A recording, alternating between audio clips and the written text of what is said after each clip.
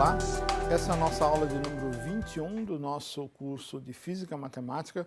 O título da aula é Problemas Bidimensionais e Equação de Laplace no disco. Na última aula, nós aprendemos a resolver um problema importante em duas dimensões espaciais, que é o problema da membrana vibrante. E agora nós vamos aprender a tratar um outro problema envolvendo uma outra equação de outra natureza, chamada equação de Laplace, no disco, ou seja, num disco de raio R, impondo certas condições de Dirichlet não homogêneas na borda, no círculo que envolve esse disco que nós vamos considerar.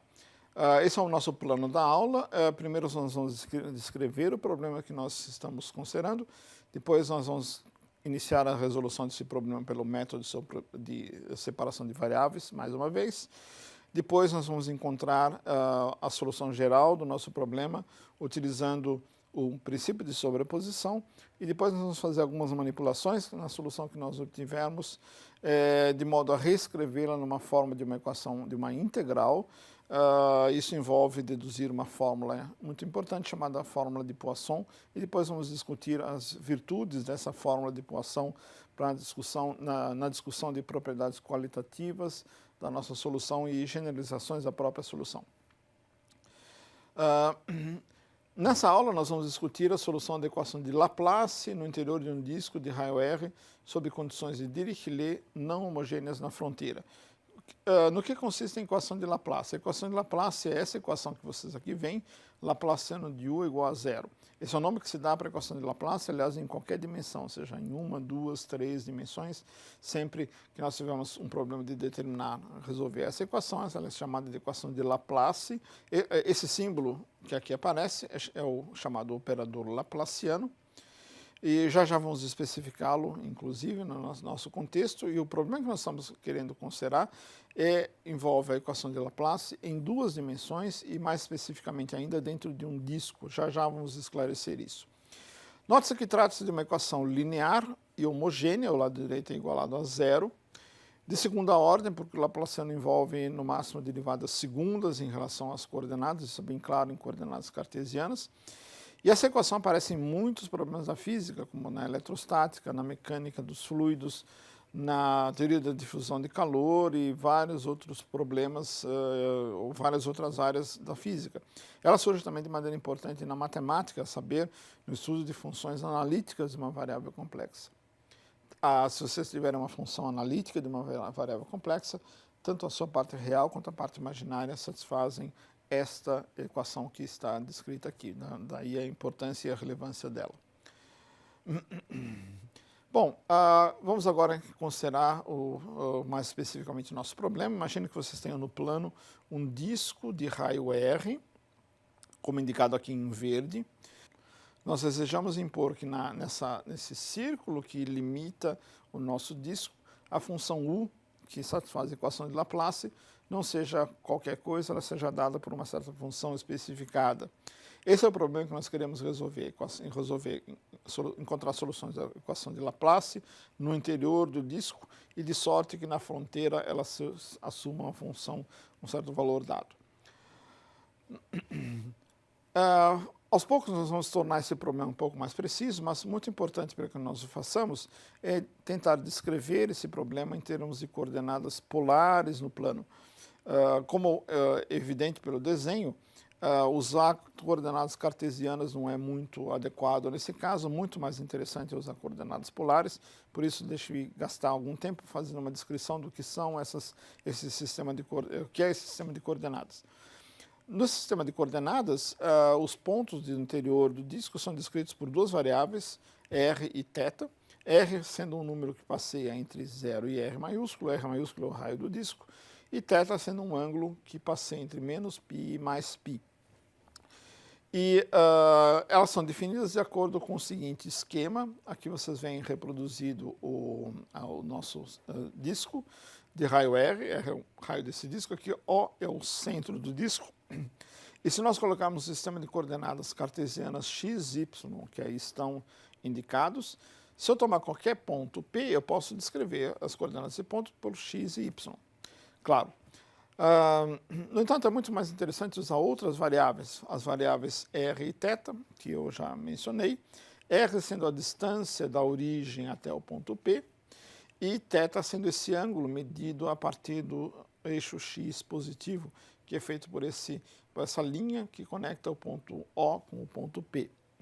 É muito fácil de ver que R, por ser justamente a distância de P até O, ele é expresso em termos das coordenadas cartesianas de P, x, y, dessa forma, R é a raiz quadrada de x2 mais y2, e θ, que é esse ângulo aqui, é o arco tangente de y sobre x. Percebam que a tangente desse ângulo é justamente y dividido por x.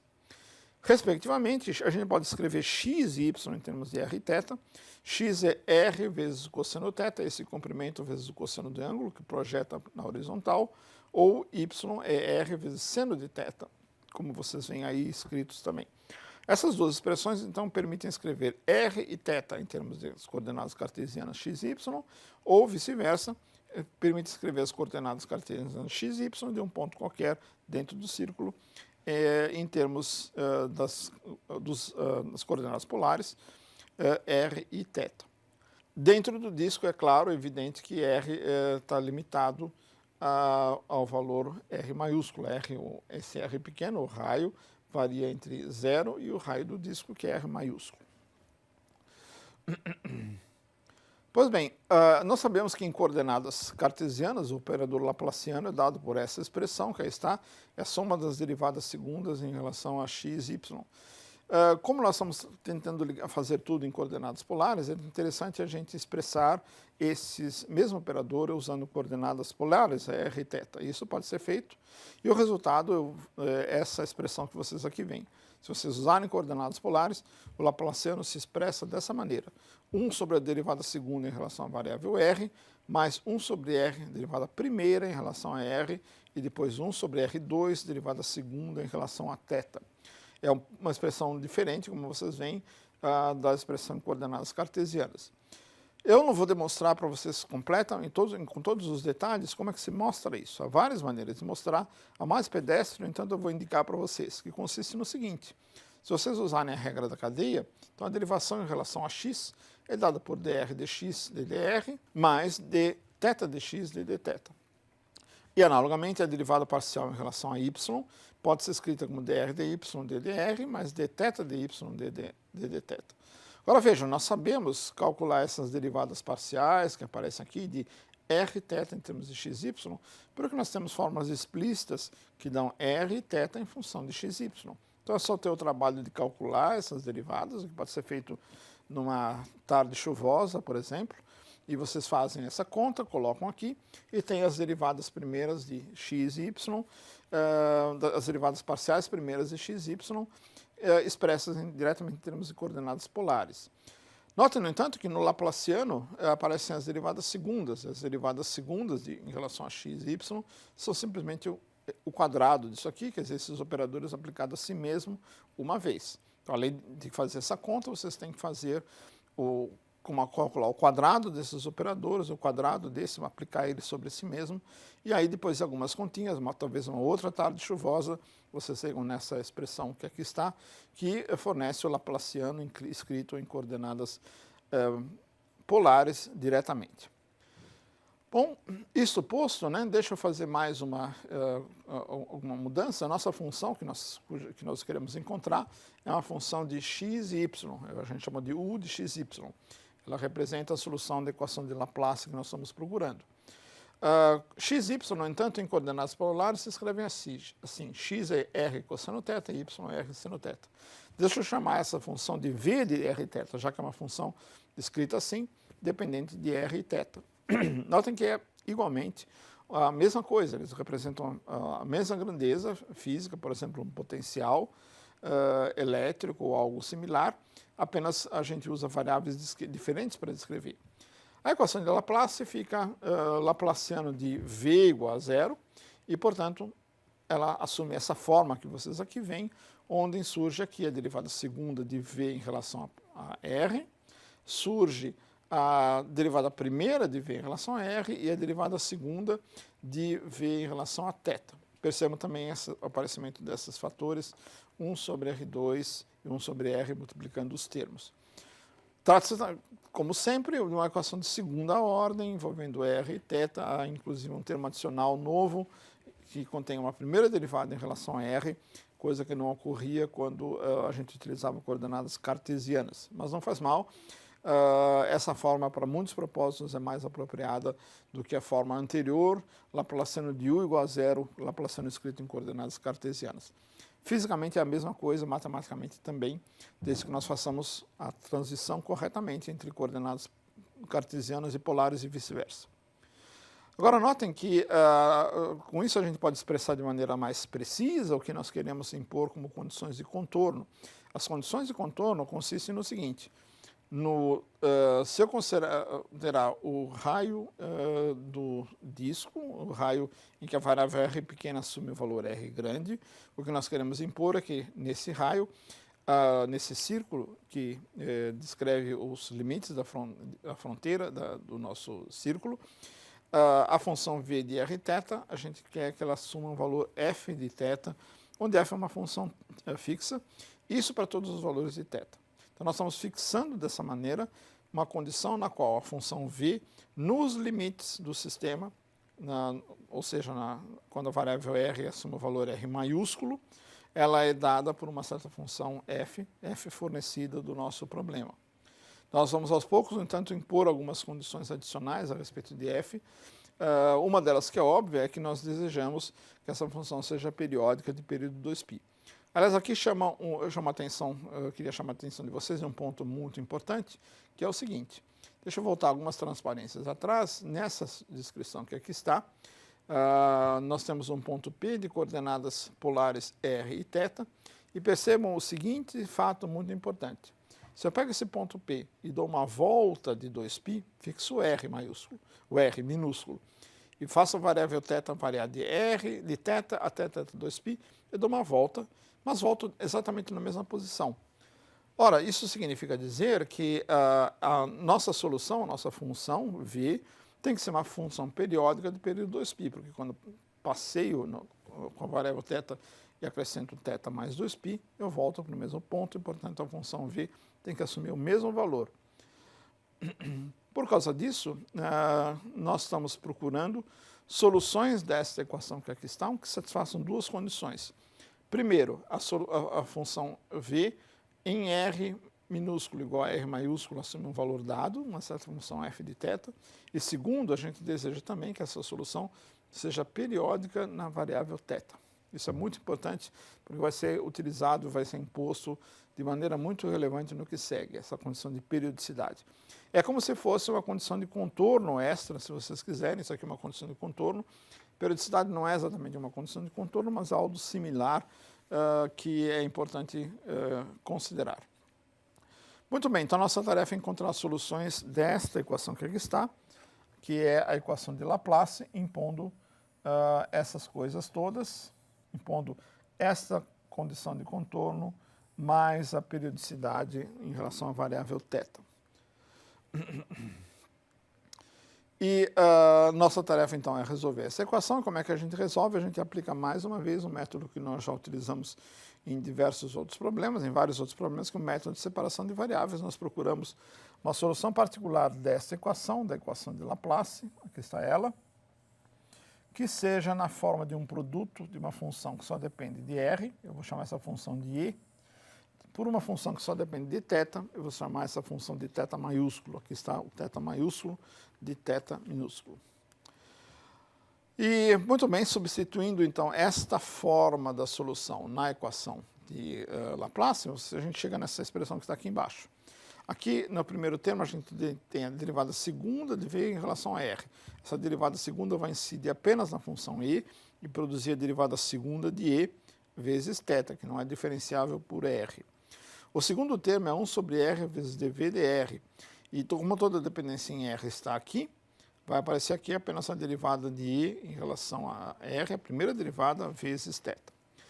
O último termo é 1 sobre r2, aqui está 1 sobre r2, e não é diferenciável em relação a θ, portanto ele é posto aqui multiplicando apenas, e aqui aparece a derivada segunda da função θ em relação a θ, que corresponde a essa derivação parcial. Então a gente obtém essa equação que aí está, E o que nós fazemos? A primeira coisa que nós fazemos, aqui eu reescrevi simplesmente a solução, a mesma equação que eu tinha escrito na transparência anterior. O que eu faço agora é multiplicar essa equação por R2, vocês veem que tem um R2 aqui, e dividir por E vezes θ. E se vocês fizerem isso, vocês chegam nesta equação que está escrita aqui. Perceba, esse termo aqui vai aparecer um R2 aqui, porque eu estou multiplicando por R2. Esse aqui vai aparecer um R, e esse aqui vai matar o 1 sobre R2. E aí, quando a gente divide por E vezes θ, isso aqui, o θ se cancela, fica E duas linhas sobre E, que é o que está aqui. E' sobre E, θ se cancela de novo. E no último termo, o que se cancela é o E, com esse E aqui, sobra apenas θ, duas linhas vezes dividido por θ. Essa é a equação que a gente obtém por esse procedimento. É similar, distinto, mas similar ao que nós fizemos no problema da corda vibrante, o que nós fizemos na equação de difusão de calor, o que nós fizemos no problema da membrana. Apenas a forma é diferente, mas as ideias são as mesmas. Agora, o que eu faço é simplesmente passar esse termo para o outro lado e a equação fica assim. Só troca o sinal aqui. E aí, de novo, a gente faz aquela observação que já repetimos tantas vezes. O lado esquerdo, por milagre, só depende de R, a variável R, em pequeno, e o lado direito só depende de θ. E, de novo, para que uma igualdade dessa seja possível, é forçoso que ambos os lados tenham igual a uma mesma constante, sigma ao quadrado. Esse é o nome que eu dou para essa constante. Então, a gente tem a igualdade disso com sigma ao quadrado e disso aqui com sigma ao quadrado também, sigma sendo uma constante. É, de novo, uma constante de separação que surge nesse processo conhecido como método de separação de variáveis. Percebam que nós temos, então, aqui duas equações. Uma equação que é a igualdade entre isto, e outra é a equação de igualdade entre isto aqui e sigma 2. São duas equações que são essas equações que vocês veem escritas aqui. A primeira equação envolve só θ e a segunda só I, e é com função de R. São, portanto, duas equações separadas, mas não desacopladas, porque percebam que o mesmo sigma aparece nas duas equações. Agora, o que nós vamos fazer é tratar dessas duas equações e encontrar suas soluções, e isso é o que nós faremos, impondo condições de contorno, como nós veremos, e também, de maneira muito importante, vai aparecer a condição de periodicidade na variável θ. Pois bem, primeiro deixa eu considerar essa equação de baixo quando sigma é igual a zero. Quando sigma é igual a zero, esse termo aqui morre e a equação fica só dessa forma. R duas linhas, E duas linhas, mais R, E' igual a zero. E é uma tarefa muito simples que a gente deixa a vocês constatarem, que há duas soluções independentes dessa equação. Uma é aquela na qual E é constante. É facílimo de ver, porque se é constante, a derivada segunda e a primeira se anulam, portanto, essa equação aqui é satisfeita.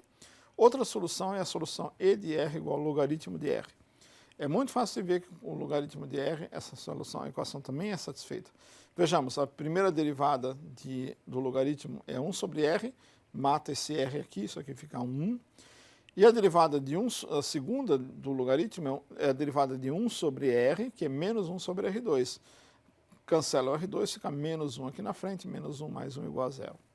Então, essas são, de fato, duas soluções e duas soluções independentes. E, como exercício, nós recomendamos vocês verificarem isso, se não veem isso de imediato. Agora, essas duas soluções, eu tenho o seguinte comentário a fazer sobre elas. A segunda delas, que é logaritmo, ela tem que ser descartada, ela não nos presta para nada. Por quê? Porque a função logaritmo diverge horrivelmente em R igual a zero. E R igual a zero é simplesmente o centro da membrana, não há por nenhuma razão de por que a gente querer uma solução que seja divergente no centro da membrana. Então a gente joga fora essa solução se a gente quiser que a solução seja, a solução para V e, portanto, para U, seja contínua na origem. Então a gente joga fora essa solução por causa dessa divergente. A primeira solução a gente pode mantê-la sem problemas. E vamos agora passar para outra equação, que é a equação para θ. Essa equação é essa equação que está aqui, exatamente a equação que nós tínhamos escrito anteriormente. E que soluções ela tem? Bom, vamos analisar caso a caso. Quando sigma é igual a zero, percebam que isso aqui é zero. Portanto, a equação fica θ das duas linhas igual a zero, e a solução disso é θ igual a alfa mais beta vezes θ. Essa é a única função cuja derivada segunda é zero, uma linha reta na sua dependência em θ. Agora, o problema é que essa função θ que nós estamos procurando, ela tem que ser periódica de período 2π. E essa função que aqui está, evidentemente, não é periódica de período 2π. Ela cresce linearmente com θ. Nenhuma função que cresce linearmente com θ, e isso para todos os valores de θ, pode ser linear, pode ser periódica. Por exemplo, em θ igual a zero, ela vale alfa, mas em θ igual a 2π, ela vale alfa mais 2π beta. Não são a mesma coisa, exceto se beta for igual a zero. Portanto, se a gente deseja uma solução periódica, a gente tem que impor que beta é igual a zero, em cujo caso θ é simplesmente uma constante, a saber, essa constante que eu chamei de alfa. Portanto, quando sigma é igual a zero, o que a gente conclui? A gente conclui que θ é uma constante e também a nossa função e também é uma constante. Isso é o que acontece quando sigma é igual a zero. Pois bem, vamos adiante. Vamos tratar do caso em que sigma é diferente de zero. Quando sigma é diferente de zero, essa nossa equação que aqui está é uma velha conhecida, essa é a equação do oscilador harmônico. E aqui está a solução dessa equação. Θ é uma combinação linear de senos e cossenos de sigma vezes θ. Essa é a solução geral dessa equação, onde A e B, essas duas coisas que aparecem aqui, são constantes ainda indeterminadas. Agora, o que é que nós podemos falar sobre essa solução? De novo, a gente recorda aqui que a gente deseja soluções periódicas na variável θ. Isso existe uma condição que faz dessa função θ, escrita dessa forma, uma função periódica de período 2π em relação a θ. A única condição, isso só é possível se sigma, a nossa constante de separação, seja um número inteiro, em cujo caso, então, θ se escreve como uma constante vezes cosseno de m, θ, o m aqui substitui o sigma, e analogamente seno de mθ, m sendo um inteiro, e vocês veem aqui, agora sim, nós estamos aqui diante de uma função periódica de período 2π. Se eu acrescento θ, 2π a θ, isso aqui vai ficar cosseno de mθ mais 2πm, e a função cosseno é uma função periódica, período 2π, portanto, isso aqui é o mesmo que cosseno de mθ. Analogamente, o mesmo acontece para seno. Então, somente se sigma, a constante de separação, for um inteiro, positivo ou negativo, isso por enquanto não é relevante, é que nós temos soluções periódicas na nossa solução. Então, como vocês veem, a imposição de periodicidade é muito importante, porque implica em restrições a esta constante de separação que aparece aqui, a constante sigma. Ela é restrita aos inteiros em função da condição de periodicidade que é imposta na solução. Bom, sabemos então que nosso sigma só nos interessa no caso em que ele é inteiro, seja positivo ou negativo, e voltemos com essa informação para a equação para I, no caso em que sigma é diferente de zero. A equação para I é essa equação que aí está, aqui tinha um sigma ao quadrado, eu substituí por m ao quadrado. E, bom, quais são as soluções dessa equação? Essa equação é uma equação bastante conhecida e estudada. Ela é uma equação conhecida como equação de Euler.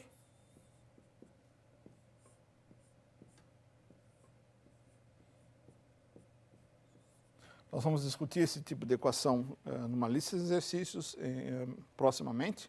E é muito fácil encontrar soluções dessa equação. As soluções, me desculpem, eu chamei de R, mas na verdade é a letra I que devia ser utilizada aqui. As soluções são essas funções que vocês veem aí. E de R é R elevado a M, ou E de R é R elevado a menos M. Essas são as duas soluções independentes desta equação que vocês veem aqui para a função E de R. Então, esse M que aparece aqui se reflete na potência, é a mesma potência que aparece aqui e aqui com o sinal menos. Lembre-se que R é um número inteiro, que tanto pode ser positivo quanto negativo. Então, observem o seguinte, qual é o problema com essas duas soluções? O problema é o seguinte, vamos supor que M seja positivo, um inteiro positivo. Nesse caso, essa função é ok, ela se anula em R igual a zero, sem problemas com isso. Mas essa solução tem uma divergência horrível se M for positivo, em R igual a zero. E, de novo, a gente, por causa disso, descarta essa solução da mesma maneira como nós descartamos o logaritmo quando nós tratamos o caso sigma igual a zero. Então, para M positivo, a gente descarta isso aqui. Por outro lado, se M for negativo, ocorre o contrário.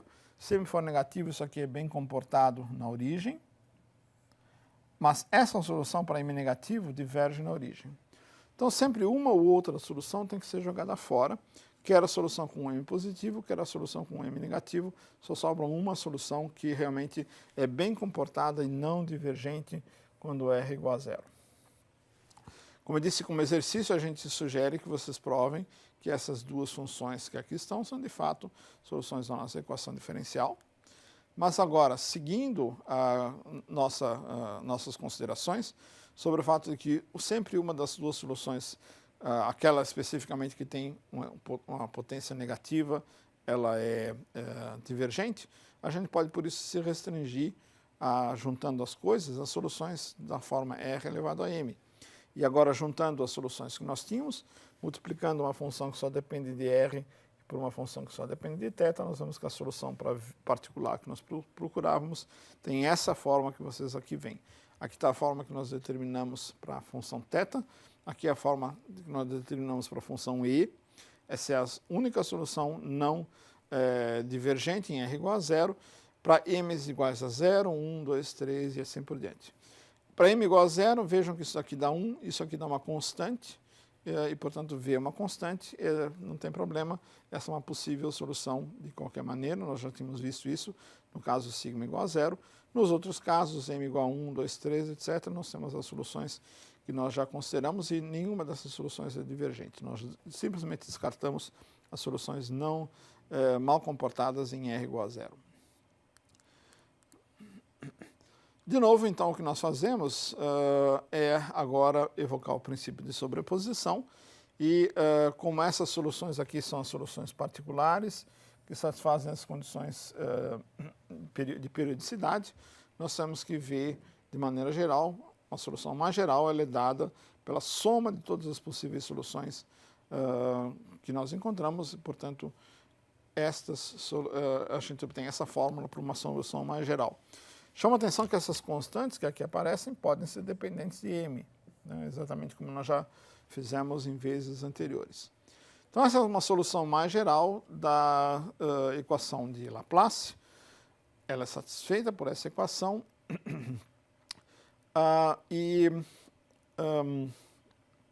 tudo que nós queremos fazer agora é determinar as constantes AM e BM, que até o momento estavam indeterminadas. Uma observação que é muito importante para essa tarefa é constatar que essa expressão que aí está é nada mais, nada menos que uma expansão em série de Fourier da função V no ângulo θ. Lembre-se que V tem que ser periódica de período 2π e, de fato, ela tem que ter uma representação em série de Fourier, consequentemente, essa expressão que aqui está, a gente constata, vem a ser precisamente a representação em série de Fourier de V como função de θ. A gente percebe também que os coeficientes dessa expansão são Rm vezes Am e Rm vezes Bm. Esses são os coeficientes de Fourier, da expansão em série de Fourier da nossa função V. Essa é uma observação bastante importante. Por que é importante? Pelo seguinte, como é que nós fazemos para fixar AM e BM? Aí, nesse momento que a gente evoca aquela condição inicial, perdão, aquela condição de contorno, que diz que V, ele, para R maiúsculo, ou seja, no círculo que descreve os limites do nosso disco de raio R, essa função V assume um valor fixado por uma função f de θ, que nós também assumimos, aliás, que é uma função periódica, de período 2π. Então, usando esta expressão que aqui está, impondo R igual a R maiúsculo, a gente conclui que f de θ tem que ter esta representação que aqui está. Essa tem que ser a representação de Fourier da função f em termos de AMs dessas constantes AM e BM. Bom, na teoria das séries de Fourier nos diz que, dado que esses daqui são os coeficientes de Fourier dessa função f de θ, da função periódica de período 2π, que a gente constata ao olhar essa solução simplesmente, né? A gente sabe da teoria das séries de Fourier que o coeficiente é a zero, quando m é igual a zero, tem que ser dado por essa expressão. Isso aprendemos no estudo das séries de Fourier. E as demais constantes são dadas dessa forma. Os AM, com m maior que zero, são 1 sobre πrm, a integral no círculo, ou seja, quando θ varia de menos π até mais π, de f de θ', cosseno de m θ' de θ'. E analogamente, para bm, esses coeficientes aqui, a gente tem 1 sobre π rm, integral da mesma coisa, envolvendo, no entanto, o seno de θ. Esses são os coeficientes de Fourier da expansão de f, da função periódica de f. Alguns comentários. A solução que nós obtivemos pressupõe que f seja, além de ser uma função 2π periódica, ela possui uma expansão em série de Fourier que seja uniformemente convergente, para que essa expansão que aqui possa realmente fazer sentido e possa ser interpretada como série de Fourier e forneça esses coeficientes que aqui estão. Então vamos provisoriamente assumir que isso seja assim. Eu não impus nenhuma condição sobre a função f. Vamos supor que ela tem uma série de Fourier uniformemente convergente. Isso é obtido, por exemplo, se a função f for contínua e diferenciável por partes, de acordo com os teoremas de Dini e de Fourier. Essas condições, a gente sabe que f é uma função, tem uma série de Fourier uniformemente convergente. Como eu disse, vamos provisoriamente assumir isso. Eu vou fazer alguns comentários e possíveis generalizações sobre possíveis generalizações depois.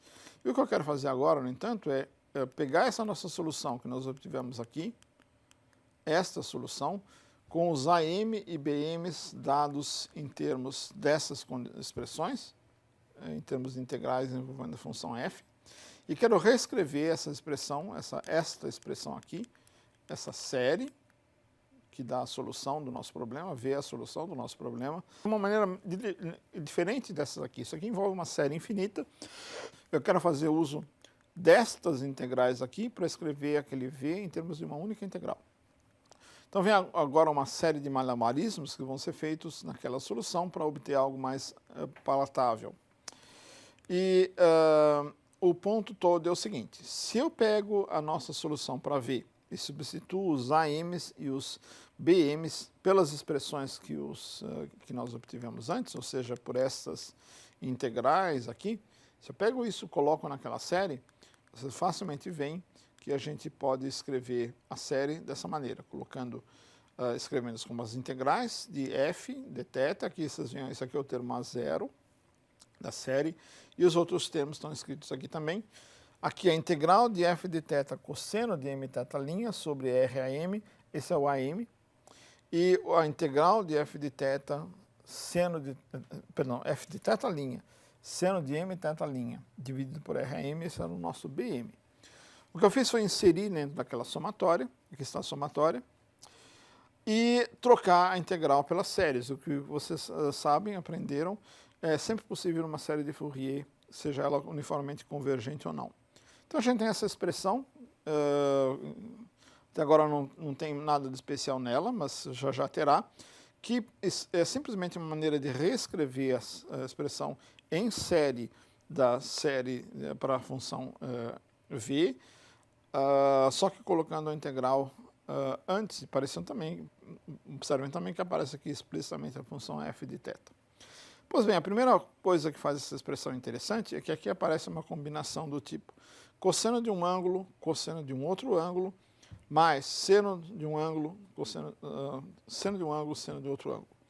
E por que isso é interessante? É porque existe uma relação que eu creio que seja bem conhecida de vocês, é conhecida como a relação de Proust-Aferes, é um nome que se dá antigo talvez para ela, que diz que quando a gente tem uma coisa desse tipo, cosseno de A, cosseno de B, seno de A, seno de B, isso vem a ser cosseno da diferença desses dois ângulos.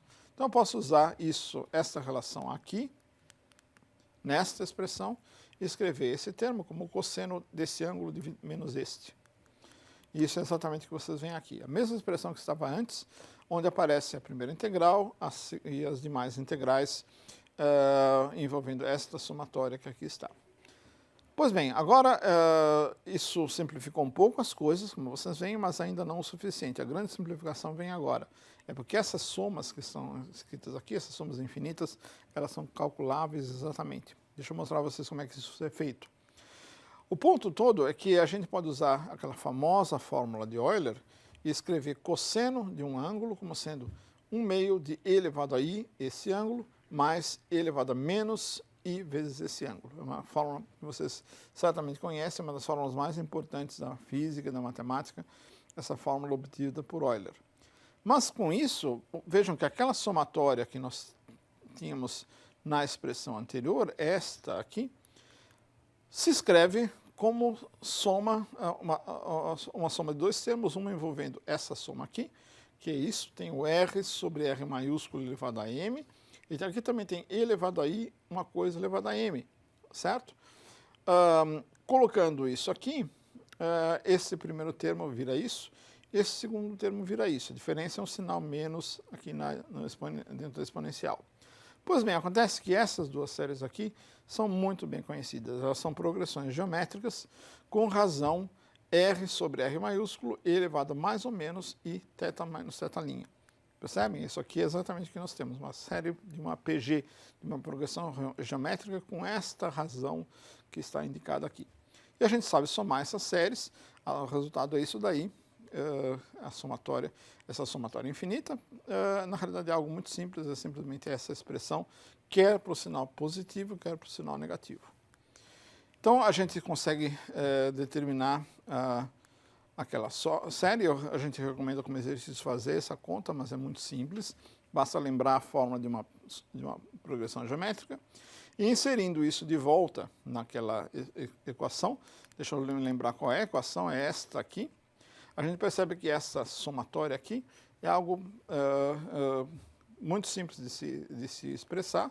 Ela é simplesmente esta função que está escrita aqui. É simplesmente pegar esses dois resultados, colocar de volta aqui, essas duas somas, pegar isso, essa somatória, colocar de volta na integral, a gente tem essa representação que está escrita aqui, que fornece diretamente a função v em termos da função f. Vejam só, não tem mais nenhuma somatória, a gente já fez as somatórias, nesse caso é possível fazer as somas. E a relação entre as duas é dada por uma integral na variável θ, percorrendo o círculo. Percebam a dependência em R maiúsculo, tá aqui e aqui, assim como aqui também. A dependência no raio do círculo aparece aqui, aqui e aqui. E a dependência no ângulo θ aparece neste ponto aqui. Essa fórmula muito bonita que está, é muito útil, tem um nome. Ela foi deduzida pela primeira vez por um importante matemático francês, Poisson, e ela é chamada de fórmula de Poisson. Uma fórmula de grande importância em várias áreas da física e também da matemática, essa fórmula que vocês aí veem. Essa fórmula representa, quer dizer, essa expressão, ela tem uma das vantagens, evidentemente, de ser um pouco mais, uma representação mais compacta, mais simples da solução. Tudo que a gente tem que fazer para obter uma fórmula mais ou menos explícita é calcular essa integral. Em alguns casos isso pode ser feito diretamente ou de maneira completa, senão a gente pode calcular essa expressão numericamente e obter valores numéricos para v de r e θ. Isso é infinitamente mais simples do que somar aquelas somatórias infinitas que a gente teve, e a gente encontrou, por exemplo, quando lidou com o problema da corda vibrante, da membrana, da equação de difusão em uma dimensão. Nesse problema, essas somatórias podem ser calculadas exatamente. Então, nós temos aí essa solução e há vários comentários a fazer a respeito dessa solução. A primeira delas é que é possível provar, e isso eu não vou fazer aqui em aula, mas é possível provar que essa expressão aqui representa a solução do nosso problema, mesmo quando f não satisfaz aquelas condições que eu mencionei no meio do caminho. Vocês devem se lembrar que eu fiz uma hipótese no meio do caminho, que f era descrita por uma expansão em série de Fourier uniformemente convergente. Isso, olhando essa expressão aqui, não é mais necessário, porque a expressão do lado direito é a solução do problema, mesmo que f não tenha uma expansão em série de Fourier. Por exemplo, se f não for contínua por partes, ou não satisfazer as condições do teorema de Dini, seja lá o que for, essa solução aí apresenta também a propriedade de ser, essa expressão apresenta a propriedade de ser a solução da equação de Laplace e satisfazer as condições de contorno que nós desejamos. Como eu disse, nós não vamos apresentar em aula essa demonstração, mas esse é um excelente texto que está na nossa lista bibliográfica desse curso, que contém uma demonstração. Vocês podem encontrá-la na seção 7.3 desse maravilhoso livro do professor Jairo Guedes de Figueiredo, Análise de Fourier e Equações Diferenciais Parciais. Recomendamos bastante estudar esse livro porque é realmente uma joia. Sumarizando, nós encontramos a solução para a equação de Laplace em um disco bidimensional sob condições de contorno não homogêneas de tipo Dirichlet impostas à fronteira do disco. Nós empregamos para tal o método de separação de variáveis e o princípio de sobreposição, assim como alguns resultados da teoria das séries de Fourier. Encontramos uma fórmula integral para expressar a solução, conhecida como fórmula integral de Poisson, e discutimos as suas virtudes. Muito obrigado, até a próxima aula.